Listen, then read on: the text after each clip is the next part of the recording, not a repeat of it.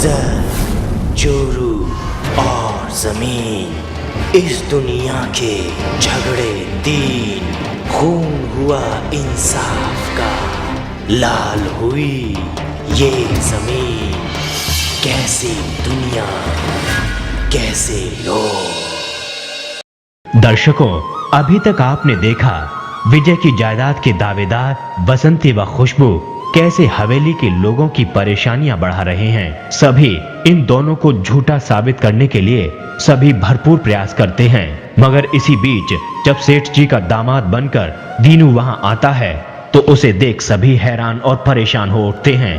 दीनू से सबूत मांगे जाते हैं।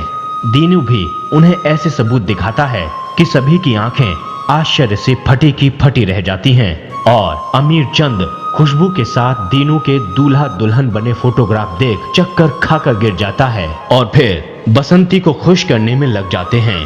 अब आगे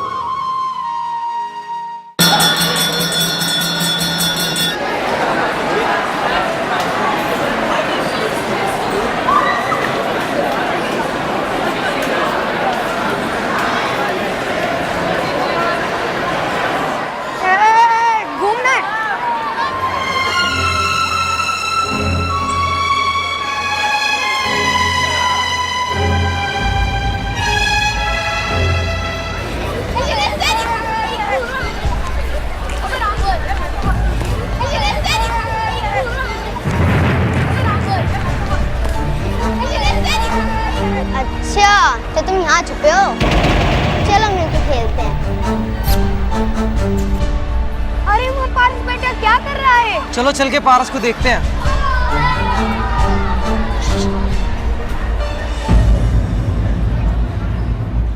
हम सब तो वहाँ हैं, तू यहाँ बैठे किससे बातें कर रहा है? इससे।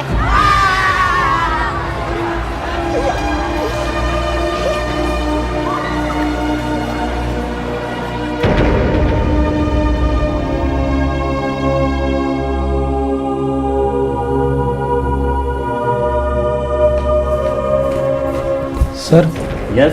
अब हम यहाँ नहीं रहना चाहते। पारस हमें सांप से कटवाना चाहता है।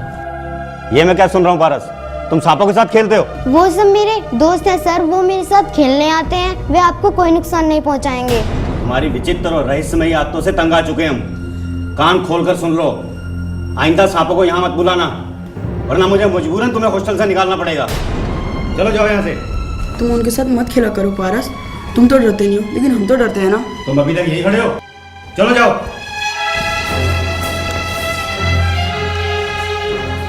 बड़ा ही विचित्र बालक है, सांपों के साथ खेलता है। सांप।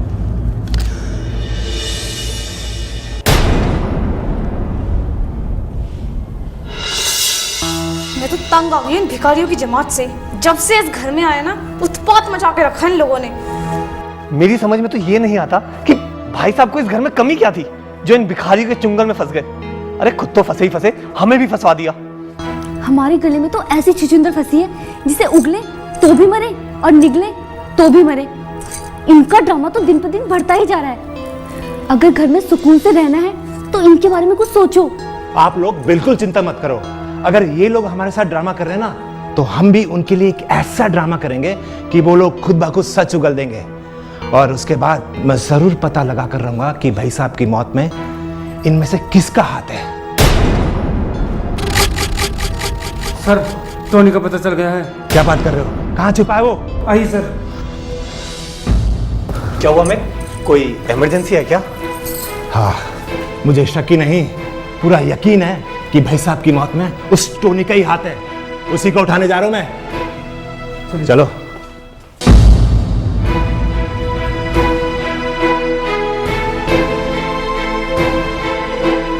कुछ सोचने दो।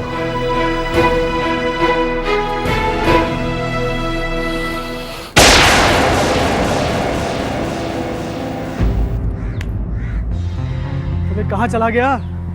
अभी तक आया क्यों नहीं? कहीं फंस तो नहीं गया? फंस तो तू गया है टोनी। अगर तूने जरा भी चालाकी की ना, तो सारी की सारी गोलियां तेरे भीतर डाल दूंगा खोपड़ी में। अपन ने कुछ नहीं किया इंस्पेक्टर, तुम अपन को क्यों पकड़ना चाहता है? मैं जानना चाहता हूँ कि तूने भाई साहब की गाड़ी के ब्रेक फेल क्यों किए थे? बोल। गलती हो गई साहब, बहुत बड़ी गलती हो गई। मैं आज बहुत पछता रहा हूँ। मुझे उस देवता सवार आदमी को नहीं ठोकना चाहिए था।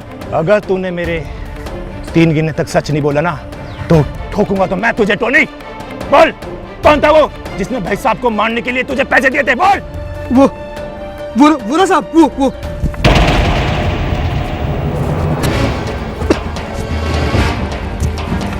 रुक जा।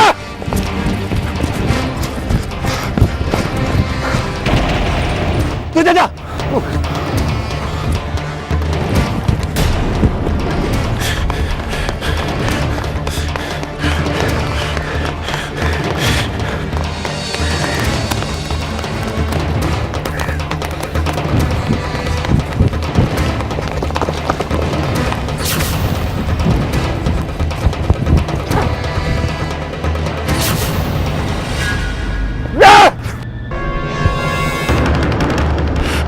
बोल, तू क्या सोचा कि अमित से भाग जाना इतना आसान होगा?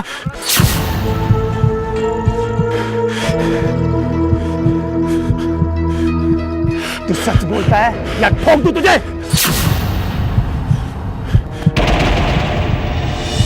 बोल।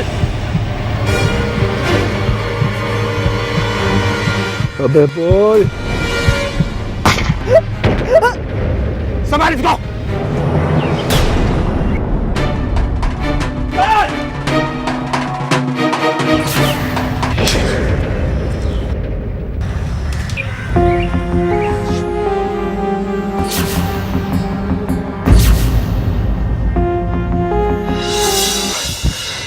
क्या बात है? सर ये तो मर चुका है। टोनी, टोनी, टोनी, तू नहीं मर सकता टोनी। शिट, एक ही सबूत बचा था, वो भी मर गया। हवलदार, तुम इसकी लाश को पोस्टमार्टम के लेके जाओ और मैं जरूर पता लगा कर रहूंगा कि जिसने भी गोली चलाई थी वो कौन था।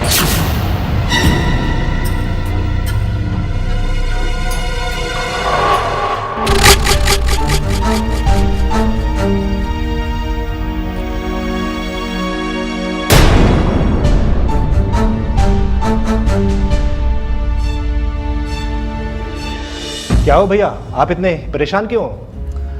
बस यूं ही तुम्हारी चिंता सता रही थी। तुम यूं ही अकेले बदमाशों से भिड़ने मत चले जाया करो। पता है कितने खतरनाक लोग होते हैं वो। भैया, आप हमारी चिंता मत करा करो। हम पुलिस वालों की नौकरी ही ऐसी होती है। वो तो ठीक है, पर कोई शिकार हाथ लगा या यूं ही खाली हाथ आ गए? भैया, हमारे हाथों से शिकार बच के निकल जाए ये कभी नहीं हो सकता। वो तो जैसे ही मैं उसका नाम पूछने वाला था तभी वहां नकाबपोश आके उसको गोली मार दी।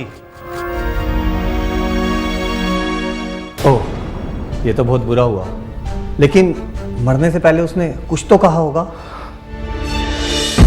टोनी ने ही गाड़ी के ब्रेक फेल किए थे, लेकिन वो जो भी कोई होगा ना, मैं उसका बहुत जल्दी ढूंढ निकालूंगा।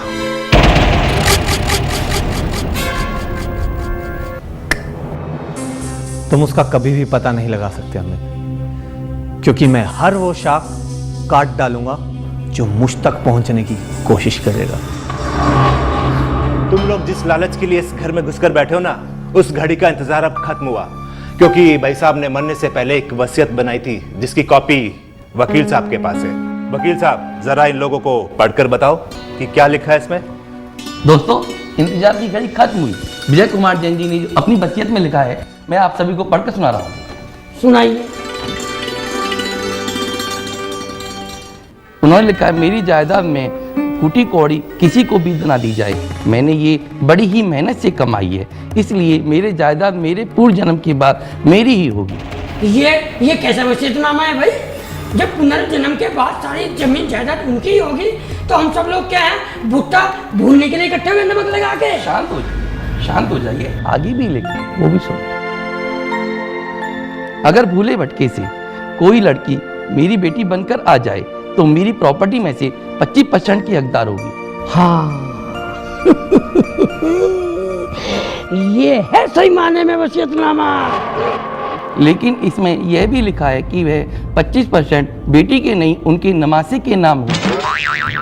ये है असली वसीयतनामा तो। अरे आगे भी बताइए और क्या लिखा है। मेरे बेटे पारस के बालिग होने तक जो भी उसकी देखरेख करेगा मेरी जायदाद में से 25% का हिस्सेदार होगा। मेरे वफादार नौकर शामू और लाल सिंह ने मेरी बहुत ही सेवा की है, इसलिए उनकी तनख्वाह बढ़ाकर 2 गुनी कर दी जाए। मेरे मरने के बाद बिजनेस में मेरे भाई दोनों भानु व अमित दोनों ही संभालेंगे। इसके प्रॉफिट के हकदार दोनों ही होंगे, दोनों बराबर के हिस्सेदार होंगे और मेरे लौटने का इंतजार करेंगे। मैं जरूर आऊंगा। मुझे मालूम था वो जरूर लौटेंगे, ये तो मेरे सपने में भी आए थे। अब तो मुझे पूरा यकीन हो गया है कि मेरे पेट में बच्चे के रूप में सेठ जी ही लुढ़क पुढ़क कर रहे हैं। जय जिनेंद्र। अब इसे क्या हुआ? सेठ जी कह रहे हैं यही सही वक्त है, जो उनकी जितनी सेवा करेगा उसे वो बाहर आकर उतनी ही